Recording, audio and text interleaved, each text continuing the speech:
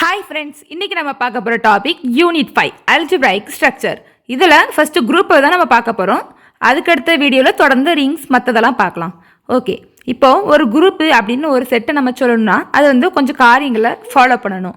இப்போ பார்த்தீங்கன்னா ஒரு குரூப்பில் ஜி அப்படின்னு ஒன்று இருக்குது. அது கூட ஒரு ஆப்ரேஷன்ஸும் இருக்கும். லைக் அடிஷன், மல்டிப்ளிகேஷன், அந்த மாதிரி ஆப்ரேஷனும் இருக்கும்.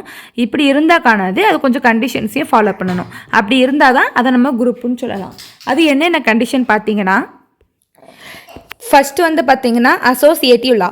அதாவது ஃபஸ்ட்டு ஒரு பிஏயும் சிஏயும் அதோடைய கொடுத்துருக்க ஆப்ரேஷனை முடிச்சுட்டு, அதாவது ப்ளஸ்ஸோ மைனஸோ அதை பண்ணிவிட்டு அதுக்கப்புறம் அது கூட இந்த ஏவை கொண்டு இந்த ஆப்ரேஷனை பண்ணுறதும், ஃபஸ்ட்டு ஏவையும் பியும் முடிச்சுட்டு அப்புறம் சிஏ கொண்டு பண்ணுறதும் சேமாக இருந்தால் அது அசோசியேட்டிவ் லாவை ஃபாலோ பண்ணுதுன்னு அர்த்தம். ரெண்டாவது ரொம்ப முக்கியமானது ஐடென்டிட்டி எலமெண்ட். ஐடென்டிட்டி எலமெண்ட் அப்படின்னா வேறு எதுவும் இல்லை. ஒரு நம்பர் கூட எந்த ஒரு நம்பரை பெருக்குனா சேம் ஆன்சர் வருதோ அல்லது கூட்டுனா சேம் ஆன்சர் வருதோ அதுதான் ஐடென்டிட்டி எலமெண்ட். மல்டிப்ளிகேஷனை பொறுத்த வரைக்கும் நீங்களே நினைங்க, இப்போ 5ன்னு வச்சுக்கோங்களேன், 5 கூட எதை பெருக்குனா சேம் 5 வரும். 5 கூட 1 பெருக்கினா தான் 5 வரும். ஸோ பெருக்கலை பொறுத்த வரைக்கும் ஐடென்டிட்டி எலமெண்ட்டை ஈன்னு குறிப்போம். ஈயோட வேல்யூ 1. அதுவே அடிஷன், 5 கூட எதை கூட்டினீங்கன்னா உங்களுக்கு திரும்ப 5 கிடைக்கும். 0 கூட்டினா தான். அப்போ அடிஷனை பொறுத்த வரைக்கும் ஈ வந்து 0. அப்புறம் வந்து பார்த்தீங்கன்னா இன்வெர்ஸ் எலமெண்ட். இன்வெர்ஸ் எலமெண்ட்னா ஒரு நம்பர் கூட நீங்கள் திருப்ப இன்னொரு நம்பரை பெருக்கணும். அப்படி பெருக்கும்போது உங்களுக்கு விட ஈ வரணும். அதாவது ஐடென்டிட்டி எலமெண்ட் வரணும். மல்டிப்ளிகேஷன் இருந்தால் 1 வரணும், அடிஷன் இருந்தால் 0 வரணும். அப்போ நீங்களே பாருங்க, 5 இருந்தால் 5 கூட எதை பெருக்குனிங்கன்னா உங்களுக்கு 1 வரும், 1/5. அப்போது மல்டிப்ளிகேஷனில் 5ஓட இன்வெர்ஸ் 1/5, அதுவே அடிஷனாக -5. அப்புறம் க்ளோசர் வந்து ஒரு முக்கியமான ஒரு விஷயம். அது அர்த்தம் என்னென்னா, நம்ம இந்த மாதிரி ஆப்ரேஷனை பெர்ஃபார்ம் பண்ணி ஒரு விடை வரும் தெரியுமா, அந்த விடையும் கொடுத்துருக்க அந்த செட்டுக்குள்ளே தான் இருக்கணும். அப்படி இருந்தால் அது க்ளோசரை ஃபாலோ பண்ணுதுன்னு அர்த்தம். இப்படி இந்த 4மே ஃபாலோ பண்ணுற ஒரு செட்டை தான் நம்ம குரூப்புன்னு சொல்லுவோம். ஓகேவா? நெக்ஸ்ட்டு சப்குரூப் பார்ப்போம். ஓகே, சப்குரூப்பை பார்க்கறதுக்கு முன்னாடி என்ன கொஞ்சம் விஷயம் இருக்குது. எபிலியன் குரூப்னா வேறு எதுவும் இல்லை. இப்போ பார்த்து அந்த 4ஐயும் ஃபாலோ பண்ணணும். அது கூட இந்த கம்யூட்டேட்டிவ் லா, அதாவது ஏவையும் பியையும் பெருக்கிறதோ அல்லது கூட்டுறதோ ஈக்குவல் டு பிஐயும் பெருக்கிறது. அதாவது இந்த பக்கமாக இருந்து பெருக்கிட்டு வந்தாலும் சேம் ஆன்சர் தான், இந்த பக்கமாக பெருக்கிட்டு வந்தாலும் சேம் ஆன்சர் தான். அந்த மாதிரி வந்துச்சுன்னா அது எபிலியன் குரூப்பு நம்ம சொல்லுவோம். அப்புறம் வந்து ஒரு சில மேட்ரிக்ஸ் குரூப் நீங்கள் எடுத்துட்டிங்கன்னா, இப்போ 2x2 மேட்ரிக்ஸ் பார்த்தீங்கன்னா அது வந்து ஒரு குரூப் தான். அடிஷனை பொறுத்த வரைக்கும் அதோடைய ஐடென்டிட்டி வந்து நம்ம ஆல்ரெடி சொல்லியிருக்கோம், அடிஷனுக்கு 0ன்னு. இது மேட்ரிக்ஸுங்கிறனால மேட்ரிக்ஸ் ஃபார்மில் போட்டிருக்கோம். அதுவே மல்டிப்ளிகேஷனில் எல்லா 2x2 மேட்ரிக்ஸும் குரூப் கிடையாது. ஓகேவா? ஒன்லி நான் சிங்குலர் மேட்ரிக்ஸ் மட்டும்தான். அதாவது modulus of A is not equal to 0ன்னு வரும்ல, அது மட்டும்தான் குரூப்பு. அதனுடைய ஐடென்டிட்டி நம்ம 1ன்னு ஆல்ரெடி சொல்லியிருக்கோம். மேட்ரிக்ஸ் ஃபார்மில் மூளை விட்டங்களில் மட்டும் 1 வர மாதிரி இருக்கும். அப்புறம் நேச்சுரல் நம்பர்ஸ் பார்த்திங்கன்னா அது வந்து குரூப் கிடையவே கிடையாது. ஓகேவா? ஏன்னு சொல்லுங்கள். நேச்சுரல் நம்பர்ஸ் 1லேருந்து ஸ்டார்ட் ஆகுமா? நீங்களே யோசிச்சு பாருங்கள், 1லேருந்து ஸ்டார்ட் ஆகுது. அப்போ அடிஷனுக்கு நமக்கு என்ன வேணும்? இது ஈயோட வேல்யூ என்னது? 0ன்னு சொல்லியிருக்கோம். 0 அங்கே இல்லை. ஸோ அடிஷனை பொறுத்த வரைக்கும் அங்கே செல்லாது. ரெண்டாவது மல்டிப்ளிகேஷன் பார்த்திங்கன்னா ஈயோட வேல்யூ 1 இருக்குது, ஆனால் இன்வெர்ஸோட வேல்யூ இருக்காது. ஏன்னா மல்டிப்ளிகேஷனில் 5ஓட இன்வெர்ஸ் பார்த்திங்கன்னா 1/5. இது வந்து 1ல் தான் ஸ்டார்ட் ஆகும். 1க்கு முன்னாடி உள்ள அந்த 1/, இந்த ஃப்ராக்ஷன் வேல்யூலாம் இருக்காது. ஸோ இங்கேயும் ஃபாலோ ஆகாது. நெக்ஸ்ட் பார்த்திங்கன்னா இன்டீஜர்ஸோட வேல்யூ. இன்டீஜர்ஸ் பார்த்திங்கன்னா 0லேருந்தே ஸ்டார்ட் ஆகும்.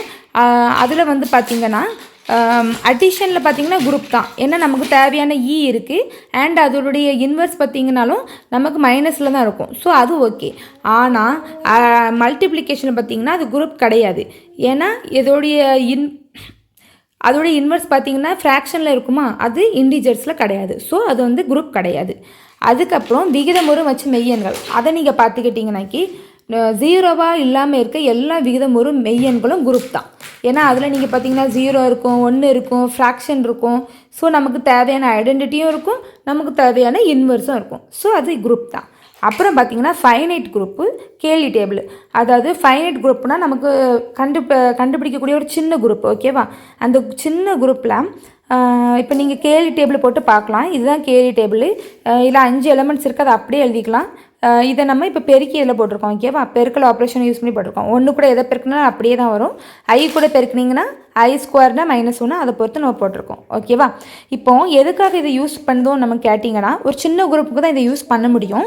அப்படி யூஸ் பண்ணுற பட்சத்தில் நமக்கு இது வந்து குரூப்பாக இல்லையான்னு கண்டுபிடிக்கக்கூடிய எல்லா இதையும் இது ஃபாலோ பண்ணும். Like closure, identity, inverse, abelian எல்லாத்தையுமே ஃபாலோ பண்ணும். இப்போ க்ளோசர்னால் நீங்கள் பார்த்தீங்கன்னா, இப்போ இந்த பெர்ஃபார்ம் பண்ணி வந்து ஒவ்வொரு விடையும் நம்ம கொடுத்துருக்க அந்த செட்டுக்குள்ளேயே தான் இருக்கும். பாருங்கள், இதில் இருக்க எதுவுமே செட்டில் இல்லாத விடையாக இருக்காது. அப்போ க்ளோசர் ஃபாலோ ஆகாது. பார்த்த உடனே கண்டுபிடிச்சிடலாமா? ரெண்டாவது ஐடென்டிட்டி. ஐடென்டிட்டியோட வேல்யூ என்னது? மல்டிப்ளிகேஷனுக்கு 1. அதுவும் இதில் இருக்கா? ஸோ டிக்கு. ரெண்டாவது இன்வர்ஸ். இன்வர்ஸ் பார்த்தீங்கன்னா அதுவும் இருக்கும். 1க்கு வந்து இன்வர்ஸ் வந்து பார்த்தீங்கன்னாக்கி இப்போ -1ஓட இன்வர்ஸ் வந்து 1ஓட இன்வர்ஸ் வந்துட்டு 1 தான் இதில். ஏன்னா 1 கூட எதை பெருக்கிறோமோ அப்போ நமக்கு வந்துட்டு 1 வரணும். அப்போ 1 கூட 1 தான் பெருக்கினா 1 வரும். அதுமாதிரி -1ஓட இன்வர்ஸ் -1 தான். ஏன்னா -1 கூட இன்னொரு -1 பெருக்கும்போது தான் 1 வரும். அப்படி பார்த்தீங்கன்னா இன்வர்ஸும் இதுலேயே வந்துட்டு. அப்போ எபிலியன் வந்து இதில் நீங்கள் பார்க்குறது ஈஸியாக இருக்கும். அது எப்படி நீங்கள் பார்த்தீங்கன்னா, இந்த மூளை விட்டம் இருக்கும் பாருங்கள். இந்த மூளை விட்டத்தை மட்டும் நீங்கள் எப்படி மறைச்சிக்கிட்டிங்கன்னா, இப்போ இங்கே வந்து பாருங்கள் 1, இது வந்து ப்ளஸ் என்ன -i பெருக்குன்னா +1. இப்போ இது நீங்கள் மறைச்சிட்டிங்கன்னா இங்கே 1, இங்கே 1, இங்கே ஐயா, இங்கே ஐ, இங்கே ஐயா -1. நான் அதை மாற்றி பார்த்துட்டேன். இப்போ நீங்கள் பாருங்கள், இதில் இது வந்து ஃபர்ஸ்ட் ரோவா? ஃபர்ஸ்ட் ரோவில் 3வது காலம் பாருங்கள் -1. ஓகேவா? இப்போ ஃபர்ஸ்ட் ரோவில் 3வது காலம். இப்போ 3வது ரோவில் ஃபர்ஸ்ட் காலம் பாருங்கள் -1 -1 சேமாக இருக்கா? அதே மாதிரி சேமாக மற்ற இடத்துலையும் நீங்கள் செக் பண்ணி பாருங்கள். அப்படி வந்துச்சுன்னா இதை நம்ம எபிலியன் குரூப்னு சொல்லிக்கலாம். இப்படி இந்த ஒரே டேபிளை வச்சு நம்ம இது வந்து குரூப்பாக இல்லையாங்கிறத பார்த்த உடனே கண்டுபிடிச்சிடலாம். ஆனால் இது வந்து ஒரு ஃபைனைட் குரூப், அதாவது குட்டி குரூப்புக்கு தான் கண்டுபிடிக்க முடியும். நெக்ஸ்ட் அப்புறம் பார்த்தீங்கன்னா கேன்சலேஷனில் இதில் இருக்க ஒரு கொஞ்சம் லாஸ் இருக்குது. லெஃப்ட் கேன்சலேஷன் பார்த்தீங்கன்னாக்கி லெஃப்ட் சைடில் இருக்கிறத கேன்சல் பண்ணிவிட்டு இந்த மாதிரி எழுதிக்கலாம். அதுவே ரைட் கேன்சலேஷன்னா ரைட் சைடில் இருக்க இந்த ஏவை வெட்டிட்டு இந்த மாதிரி எழுதிக்கலாம். ஷாக்ஸ் சூஸ் ப்ராப்பர்ட்டி, அதாவது இது வந்து ஒரு ப்ராப்பர்ட்டி தான். ஏபி த ஹோல் இன்வெர்ஸ் இருந்துச்சுன்னா பி இன்வெர்ஸ் ஏ இன்வெர்ஸ்னு எழுதலாம். மறந்துடாதீங்க, ஃபஸ்ட்டு பி இன்வெர்ஸ் அது கூட ஏ இன்வெர்ஸை பெருக்கணும். ஓகேவா? அந்த மாதிரி மாற்றி வரும். இதுதான் ஷாக்ஸ் சூ ப்ராப்பர்ட்டி. ரெண்டாவது பார்த்தீங்கன்னா பெர்முடேஷன் குரூப். இது வந்துட்டு ஒரு ஏ கொடுத்துருக்காங்க இல்லையா? இதை எப்படிலாம் வித்தியாசமாக அரேஞ்ச் பண்ணி வரதை பொறுத்து வரும். இது வந்து கொஞ்சம் பெருசாக வரும். நான் நெக்ஸ்ட் வீடியோவில் உங்களுக்கு இதை பற்றி டீட்டெயிலிங்காக போடுறேன். நெக்ஸ்ட்டு பார்த்தீங்கன்னா சிமெட்ரி குரூப். சிமெட்ரி குரூப்பை நம்ம எஸ்ன்னு மென்ஷன் பண்ணுவோம். இப்போ வந்து இல்லை எக்ஸாம்பிளுக்கு 3 இருக்கிறத நம்ம கொடுத்துருக்கோம். ஸோ S3ன்னு போட்டிருக்கோம். ஓகேவா? இப்போ ஆர்டர் ஆஃப் S3 அப்படின்னு நம்ம கேட்டோம்னா சிமெட்ரி குரூப்புக்கு ஆர்டர் எப்படி கண்டுபிடிக்கணும்னு பார்த்தீங்கன்னா, இல்லை என்னோட வேல்யூ என்ன 3, அப்போ 3 ஃபேக்டோரியல் 6. இதுதான் இதோடைய ஆன்சர். அதே மாதிரி சிமெட்ரி குரூப்பில் நமக்கு இன்னொரு அட்வான்டேஜ் இருக்குது. அது என்னென்னா, என்னோட வேல்யூ எப்போ 3 அல்லது 3 தாண்டுதோ அப்போமே அது வந்து ஒரு நான் எபிலியனியாக மாறிடும். அதாவது 2 வர வரைக்கும் மட்டும்தான் இது எபிலியனுக்குள்ளே வரும். 2 தாண்டிட்டுனாலும் இது நான் எபிலியன் தான். அது 1 வேர்ட்லலாம் வரும். ஸோ நோட் பண்ணிக்கோங்க. ஓகே, சப்குரூப்னால் வேறு எதுவும் இல்லை. ஒரு பெரிய குரூப்பை நம்ம குட்டியாக பிரிச்சிருப்போம், அதுதான் சப்குரூப். அது வந்து சப்குரூப்னு சொல்லணும்னா அது வந்து ஒரு குரூப்போட கண்டிஷன்ஸ் எல்லாம் ஃபாலோ பண்ணணும். அது போக இதுக்கான பிரத்யேகமான கண்டிஷனாகி இதை ஃபாலோ பண்ணணும். இப்போ ஒரு குரூப்பில் நிறைய இருக்குது. நம்ம சப்குரூப்பாக எடுக்கும்போது 2 எலமெண்ட்டை வச்சுக்கணும் வைங்க. ஃபஸ்ட் எலமெண்ட் அப்படியே வச்சுட்டு செகண்ட் எலமெண்ட்டோட இன்வர்ஸ் எடுத்து மல்டிப்ளையோ அல்லது கொடுத்துருக்க ஆப்ரேஷனையோ பெர்ஃபார்ம் பண்ணிங்கன்னா வர்ற விட சப்குரூப்பில் இருக்கிற ஒரு நம்பராக இருக்கணும். அப்படி இருந்துச்சுன்னா அது சப்குரூப்னு சொல்லலாம். அப்படி இதில் வந்து இன்வர்ஸுங்கிறது நம்ம வந்து பேசிக்காக உள்ள மல்டிப்ளிகேஷனில் இப்போ 5 எடுத்திங்கன்னா அதோட இன்வர்ஸ் 1/5 இருக்கும். ஆனால் இது வந்துட்டு குரூப் தியரியில் அந்த மாதிரி கிடையாது. இன்வர்ஸ் கொஞ்சம் வித்தியாசமாக எடுக்கணும். அதை நம்ம இப்போ இம்ப்ராப்பர் சப்குரூப் அப்படின்னா வேறு எதுவும் இல்லை. ஒரு குரூப்பில் வெறுமனையாக ஐடென்டிட்டியும் அந்த சேம் குரூப்பை மட்டும் இருக்குது, எந்த விதமான சப்குரூப்பும் இல்லை. அப்படிங்கிற பட்சத்தில் அதை இம்ப்ராப்பர் அல்லது ட்ரிவியல் சப்குரூப் அப்படின்னு சொல்லுவோம். அதுக்கப்புறம் ஒரு ஃபைனைட் குரூப்பாக இருக்க பட்சத்தில் அது வெறுமனையாக க்ளோசர் ப்ராப்பர்ட்டியை மட்டும் சாட்டிஸ்ஃபைட் பண்ணால் போதும், அது குரூப்னு சொல்லலாம். இப்போ நீங்கள் எக்ஸாம்பிள் பார்த்தீங்கன்னா Z8 குரூப்பு H1ன்னு சொல்லி ஒரு சப் குரூப் கொடுத்துருக்கோம். 4 மாடுலர் அடிஷன் 4 கேட்டிருக்கு. நார்மல் அடிஷனில் பார்த்தீங்கன்னா 8, இது மாடுலர் அடிஷனா? அப்போ 8 டிவைடட் பை இந்த Z8ல் இருக்குல்ல, Z8 இருந்தால் 8 போடணும், 7 இருந்தால் 7 போடணும். போட்டு இப்போ மீதி என்ன, 8 போயிட்டு மீதி எதுவுமே இல்லை, 0. இந்த 0 சப் குரூப்பில் இருக்குது. ஸோ க்ளோசர் கண்டிஷனை ஃபாலோ பண்ணுது. இன்னொன்று இது வந்து அடிஷனை பொறுத்த வரைக்கும் ஐடென்டிட்டி வந்து 0, அப்போ ஐடென்டிட்டியும் இருக்குது. ஸோ இது வந்து ரெண்டுமே ஃபாலோ பண்ணுதா, இது வந்து ஒரு சப் குரூப். அப்புறம் பாருங்கள் சைக்ளிக் குரூப். அப்படின்னா வேறு எதுவும் இல்லை, ஒரு குரூப்பில் இருக்க ஒரு எலிமெண்ட்டை வச்சு நம்ம எல்லா எலிமெண்ட்டையும் கொண்டு வர முடியுது. அதாவது ஒரு குரூப்போட எலிமெண்ட்டில் பவரில் எழுதி மற்ற எல்லா எலிமெண்ட்டையும் கொண்டு வர முடிஞ்சால் அதை நம்ம சைக்ளிக் குரூப்னு சொல்லலாம். அப்புறம் அந்த ஒரு எலிமெண்ட்டோட பவர் வச்சு இது பண்ணுறோம்ல, அந்த எலிமெண்ட்டை ஜென்ரேட்டர் அப்படின்னு சொல்லலாம். எக்ஸாம்பிள் பார்த்தீங்கன்னா இப்போ ஐயை வச்சுக்கலாம். ஓகேவா, I பவர் 1 I. அதுவே I பவர் 2 போட்டிங்கன்னா I ஸ்கோரோட வேல்யூ -1. அந்த மாதிரி போட்டிங்கன்னா இதுக்கு முன்னாடி ஒரு இந்த இருக்குது பாருங்கள், -1 வருதா, இந்த செட்டு வரும். இதோடைய இதை நம்ம I பவர்லேயே போட்டு இந்த மொத்த செட்டையும் கொண்டு வரலாம். ஸோ ஐயை வந்து இந்த I பவரில் போடுறோம்ல, அப்போ இந்த ஐயை ஜென்ரேட்டர் அப்படின்னு நம்ம சொல்கிறோம். அந்த அப்படி வருகிற செட்டை நம்ம சைக்ளிக் குரூப்புன்னு சொல்லலாம். நெக்ஸ்ட்டு பார்த்திங்கன்னா எல்லா சைக்ளிக் குரூப்புமே கண்டிப்பாக ஒரு எபிலியன் குரூப் தான். இதெல்லாம் வந்து நோட்ஸ் வந்து 1 மார்க்குக்கு தேவைப்படும். ஸோ பார்த்துக்கோங்க. ஜென்ரேட்டர் ஆர்டர் வந்து எதுக்கு ஈக்குவலாக இருக்குன்னா குரூப்போட ஆர்டருக்கு ஈக்குவலாக இருக்கும். அப்புறம் ஒரு சைக்ளிக் குரூப்போட சப் குரூப்பும் ஒரு சைக்ளிக் குரூப்பாக தான் இருக்கும். எக்ஸாம்பிளுக்கு தான் நான் இதை இப்போ எக்ஸ்பிளைன் பண்ணேன் இல்லையா, இது வந்து போட்டிங்கன்னா இங்கே I பவர்லேயே இந்த மொத்த டேர்மையும் கொண்டு வந்துடலாம். ஸோ இங்கே வந்து ஜென்ரேட்டர் வந்து I, இது வந்து ஒரு சைக்ளிக் குரூப்பு. யூலர்ஸ் 5 ஃபங்க்ஷன் இது எதுக்கு யூஸ் பண்ணுவோன்னு கேட்டிங்கன்னா, சைக்ளிக் குரூப் இருக்குல்ல அதோட ஆர்டரை கண்டுபிடிக்க யூஸ் பண்ணுவோம். அதாவது மொத்தம் அதில் வந்துட்டு என்ன ஆர்டர் இருக்குன்னு வைங்க, ஜென்ரேட்டரோட ஆர்டர் கண்டுபிடிக்க யூஸ் பண்ணுவோம். அதை நம்ம எப்படி மென்ஷன் பண்ணுவோன்னா 5 ஆஃப் என்னன்னு போடுவோம். அதோடைய ஃபார்முலா எப்படி இருக்குன்னா, இப்போ G நம்ம அதே எடுத்திருக்கோம், இதில் வந்து N வந்து பார்த்திங்கன்னா 4. அப்போ 5 ஆஃப் 4 எப்படி கண்டுபிடிக்கணும்னு பார்த்தீங்கன்னா ரிலேட்டிவ்லி ப்ரைம் டு 4, அதுதான் இதோடைய ஆன்சர். அப்போ 4க்கு உள்ள 4க்கு கீழே 4 வகுக்காத ப்ரைம் நம்பர்லாம் எதுன்னு பார்த்தீங்கன்னா 1 கூட 2 வந்து 4 வகுக்கும் கிடையாது. அப்புறம் 3 4 வகுக்காது 3, அப்புறம் 4 வகுக்கும். ஸோ சேர்க்க வேண்டாம். அப்போ 1 3, ஸோ ஆன்சர் 2.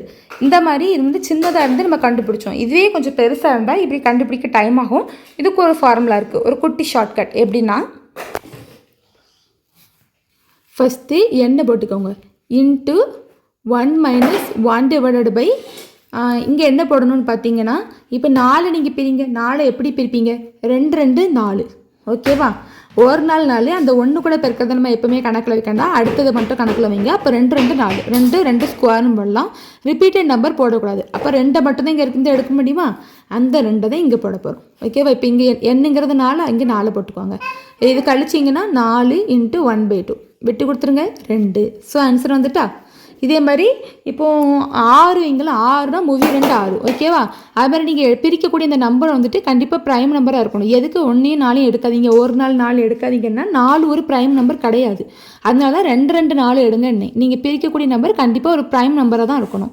மூவி ஒருவேளை உங்களுக்கு இந்த ஆர்டர் இருக்குல்ல, இப்போ 4ன்னு போட்டிருக்கோம், அதுவே ப்ரைம் நம்பராக இருந்தால், லைக் இப்போ 5ன்னு வச்சுக்கலாம், 5 ஒரு ப்ரைம் நம்பரா, அப்படி இருந்தால் அதுக்கு இந்த ஃபார்முலா போடக்கூடாது. அதுக்கு ஒரு சின்ன ஃபார்முலா தான் P - 1. அதாவது ஆர்டர்லேருந்து 1 குறைச்சிட்டிங்கனாலே அதுதான் ஆன்சர். இப்போ 5ன்னு கொடுத்துருந்தாங்கனைக்கு 5 - 1 4, அதுதான் ஆன்சர். அவ்வளோதான். ப்ரைம் நம்பராக இருந்தால் P - 1, ப்ரைம் நம்பரை தவிர்த்து மற்றதாக இருந்தால் இந்த மாதிரி. இப்படி நீங்கள் போட்டு கண்டுபிடிச்ச டைம் ஆகும்ல, 1 3 எத்தனைன்னு கண்டுபிடிக்க பெருசாக இருந்தால் அப்படி கட்டத்தில் நீங்கள் இது யூஸ் பண்ணிக்கலாம். இப்போ அடுத்தது நீங்கள் பார்த்தீங்கன்னா குரூப் ஆர்டர் ப்ரைம் நம்பர் வந்துட்டு கண்டிப்பாக சைக்ளிக் குரூப்பாக தான் இருக்கும். சரியா, குரூப் ஆர்டர் ப்ரைம் நம்பர் வந்து சைக்ளிக் குரூப்பாக தான் இருக்கும். அப்புறம் 5 ஆஃப் P வந்து P - 1ன்னு நம்ம போட்டுக்கலாம். இப்போ சொன்னாலே அதே தான். பார்த்தீங்கன்னா முக்கியமான ஒரு தியரம், லாக்ராஞ்சஸ் தியரம். அப்படின்னா வேறு எதுவும் இல்லை, அதாவது ஒரு குரூப்போட மொத்த ஆர்டர் இருக்கு இல்லையா, அது ஒரு சப்குரூப்போட மொத்த ஆர்டரால் நம்மளால் வகுக்க முடியும் மீதி இல்லாமல். அதாவது இப்போ சப்குரூப்போட ஆர்டர் வந்துட்டு 4ன்னு வைங்க, குரூப்போட ஆர்டர் 8ன்னு வைங்க, 8 4ஆல் மீதி இல்லாமல் அழகாக வகுக்க முடியும் இல்லையா, அதுதான் இது வந்து அந்த மாதிரி வகுக்கும். அதுதான் லாக்ராஞ்சஸ் தியரம். இது வந்து 1 மார்க்கில் அடிக்கடி கேட்பாங்க, பார்த்து வச்சுக்கோங்க. இப்போ எக்ஸாம்பிள் வந்து பார்த்தீங்கன்னா குரூப் ஆர்டர் 10 இங்கே கொடுத்துருக்கோம், சப் குரூப் ஆர்டர் என்னென்னு கேட்டிருக்கோம். ஓகேவா, அப்போது நம்ம என்ன சொல்லியிருக்கோம், சப் குரூப் வந்து இந்த 10 மீதி இல்லாமல் வகுக்கும். இப்போ 3 வச்சு வகுத்தீங்கனாலும் 3 3 9 போக 1 மீதி வரும். 4ன்னா 4 2 8 போக 2 மீதி வரும். ஆனால் 5 வச்சிங்கன்னா மீதியே வராது. ஸோ இதுதான் சப் குரூப்பாக இருக்கும். ஓகேவா, ஸோ 5 தான் சப் குரூப். இப்போ வந்து கோசெட்டுனா வேறு ஒன்றும் இல்லை, இந்த கோசெட்டை யூஸ் பண்ணி தான் நம்ம வந்துட்டு குரூப்பை சப் குரூப்பாக பிரிப்போம். இப்போது ஹெச் இருக்கா, இது வந்து நம்ம சப் குரூப்பு. அதுக்கு முன்னாடி லெஃப்ட் சைடில் போட்டிருந்தா அது வந்து லெஃப்ட் கோசெட்டு, இதில் ஏவை ரைட் சைடில் சேர்த்துருந்தோம்னா ரைட்டு கோசெட்டு. இதை பேஸ் பண்ணி தான் நம்ம வந்து கோசெட்டாக சப் குரூப்பாக பிரிப்போம். அதுவே இந்த ரெண்டுமே ஈக்குவலாக இருந்தால் அது நார்மல் சப் குரூப்னு சொல்லுவோம். அதாவது லெஃப்ட் கோசெட்டும் ரைட்டு கோசெட்டும் ஈக்குவலாக இருந்துச்சுன்னா இதை நம்ம நார்மல் சப் குரூப்னு சொல்லுவோம். இது ஒரு முக்கியமான ஒன் வேர்டு. இதை வந்து கொஞ்சம் வித்தியாசப்படுத்தி கேட்பாங்க. அதாவது இப்போது இந்த ஹெச் இங்கே இருக்கா, அந்த ஹெச் இப்படி இங்கே கொண்டு போனால் ஹெச் இன்வெர்ஸ்னு வருமா, அந்த மாதிரி இங்கே கொண்டு போய் அப்படி கேட்பாங்க. ஸோ கவனமாக இருங்க. இது வந்து 1 மார்க், இம்பார்ட்டண்ட்டான ஒன் மார்க். அப்புறம் பார்த்தீங்கன்னா 1 மார்க்குக்கு நோட் பண்ணக்கூடிய காரியங்கள், அதாவது ஒரு எபிலியன் குரூப்பாக இருந்துச்சுன்னா எல்லாமே அது ஒரு சப் குரூப், எல்லா சப் குரூப்பும் நார்மல் சப் குரூப் தான். ஓகேவா? அதுவே இண்டெக்ஸ் வேல்யூ 2ஆக இருந்துச்சுனாலும் அதோடைய வேல்யூ வந்து நார்மல் சப் குரூப் தான். அப்புறம் வந்து சிம்பிள் குரூப்னால் வேறு எதுவும் இல்லை. நமக்கு வந்துட்டு நம்ம இதுக்கு முன்னாடி பார்த்துருந்தோம் இல்லையா, நமக்கு வெறுமனையாக ஐடென்டிட்டி எலமெண்ட்டும் ஜியும் மட்டும் இருந்து வேறு எந்த சப் குரூப்னு இல்லைன்னா இம்ப்ராப்பர்னு சொல்லியிருந்தோமா, அதுதான் இங்கேயும் போட்டிருக்கு. ஏன்னா இதுக்கு வந்து இங்கே சிம்பிள் குரூப்னு இதை சொல்லலாம். ஓகேவா? அதுக்கப்புறம் centre of a group Z of G அப்படின்னு மென்ஷன் பண்ணுவோம். ஒரு குரூப்போட சென்டர் எப்போவுமே நார்மல் சப் குரூப் தான். ஒன் வேர்டில் எதெல்லாம் நார்மல் சப் குரூப்னு கேட்பாங்க, இதெல்லாம் மனப்பாடம் பண்ணி வச்சுக்கோங்க. சிம்பிள் குரூப்புக்கும் இம்ப்ராப்பர் குரூப்புக்கும் இந்த காரியங்கள் ஒரே மாதிரி இருக்கும், ஆனால் ரெண்டும் வேறு. ஓகேவா? சிம்பிள் குரூப் அப்படிங்கிறது வந்துட்டு வேறு எந்த ஒரு சப் குரூப்புமே இல்லாமல் இருந்தால் அது சிம்பிள் குரூப்பு. ஆனால் அங்கே வந்துட்டு ப்ராப்பராக உள்ளது மட்டும் தான் இருக்காது, அதனால் அது இம்ப்ராப்பர்னு சொல்கிறோம். ஆனால் இதுவும் ஜியும் தான் அங்கேயும் இருக்கும் இங்கேயும் இருக்கும். நெக்ஸ்ட்டு பார்த்திங்கன்னா குவாஷியன்ட் குரூப்னால் வேறு எதுவும் இல்லை. இப்போ வந்து கோசெட்டை வச்சு உருவாக்கப்படுற குரூப் தான் குவாஷியன்ட் குரூப். ஓகேவா? அதை நம்ம எப்படி டினோட் பண்ணுவோம்னா ஜி மாடுலோ என்னென்னு டினோட் பண்ணுவோம், அதோடைய ஃபார்முலா தான் இது. ஹோமோமார்ஃபிசம், இது ரொம்ப இம்பார்ட்டண்ட்டான ஒரு விஷயம். அப்படின்னா வேறு எதுவும் இல்லை. ஒரு ஃபங்க்ஷன் ஹோமோமார்ஃபிசம் சொல்லணும்னா அது இந்த கண்டிஷனை ஃபாலோ பண்ணணும். அதாவது F of A star B equal to F of A star F of B. இங்கே ஸ்டாருங்கிறது நம்ம குறிச்சிருக்க எல்லா இடத்துலையுமே ப்ளஸ்ஸு மைனஸு மல்டிப்ளிகேஷன் டிவிஷன் எல்லாத்தையுமே மீன் பண்ணுவோம். ஓகேவா? மொத்தமாக ஒரு ஃபங்க்ஷனுக்குள்ளே வச்சு பண்ணாலும் அந்த ஃபங்க்ஷனை செப்பரேட் பண்ணி பண்ணாலும் ஆன்சர் சேமாக தான் இருக்கும். அப்படி இருந்தால் அது ஹோமோமார்ஃபிசம். அப்புறம் கெர்னல் ஆஃப் ஹோமோமார்ஃபிசம்னு வேறு ஒன்றும் இல்லை. ஐடென்டிட்டியை ஆன்சராக தர எல்லா உறுப்புமே கெர்னல் தான். ஓகேவா? அந்த கெர்னல் வந்து எப்பயுமே நார்மல் சப் குரூப் தான். இதுவும் ஒரு ஒன் வேர்டு, முக்கியமான ஒன் மார்க்கு மனப்பாடம் பண்ணிக்கோங்க. இப்போ இதில் வந்து பார்த்தீங்கன்னா ஒரு எக்ஸாம்பிள் கொடுத்துருக்கோம். ஜி டேஷ்னு சொல்லியிருக்கோம், ஜியோட ஐடென்டிட்டி ஈன்னு சொல்லியிருக்கோம், எஃப் ஆஃப் இ என்னன்னு கேட்டிருக்கு. இது எஃப் ஆஃப் இங்கிறது வேறு எதுவும் இல்லை, ஜியோட ஐடென்டிட்டி ஈன்னு சொல்லியிருக்கோமா, ஜி டேஷோட ஐடென்டிட்டி என்னென்னு தான் கேட்டிருக்கு. அது வந்து இ டேஷ். அவ்வளோதான், இதுதான் இங்கே கேட்டிருக்கு. இது ஒரு முக்கியமான ஒன் மார்க் தான். ஐசோமார்ஃபிசம்னா வேறு ஒன்றும் இல்லை, இது வந்து ஹோமோமார்ஃபிசத்தையும் ஃபாலோ பண்ணணும், அப்புறம் 1 to 1 on to அந்த மாதிரி காரியங்களையும் ஃபாலோ பண்ணணும். அதுதான் ஐசோமார்ஃபிசம். அப்புறம் பார்த்திங்கன்னா கேலிஸ் தியரம்னா வேறு எதுவும் இல்லை, every finite group is isomorphic to A permutation group. இந்த லைனை மனப்பாடம் பண்ணிக்கோங்க, 1 மார்க்குக்கு வரும். அப்படி இங்கே என்ன சொல்லியிருக்கேன்னா எல்லா சின்ன குரூப்பையுமே, அதாவது ஒரு குரூப் கொடுத்துருக்காங்களே, எந்த ஒரு சின்ன குரூப்பையுமே ஃபைனட் குரூப்பை எல்லா ஃபைனட் குரூப்பையுமே நம்மளால் பெர்முடேஷன் குரூப்பாக எழுத முடியும். அதுதான் கேலிஸை வச்சு நம்ம யூஸ் பண்ணிக்கிறது. இது ஒரு முக்கியமான 1 மார்க். இதோடைய ப்ராப்ளத்தை நெக்ஸ்ட் வீடியோவில் பார்க்கலாம். தேங்க்யூ.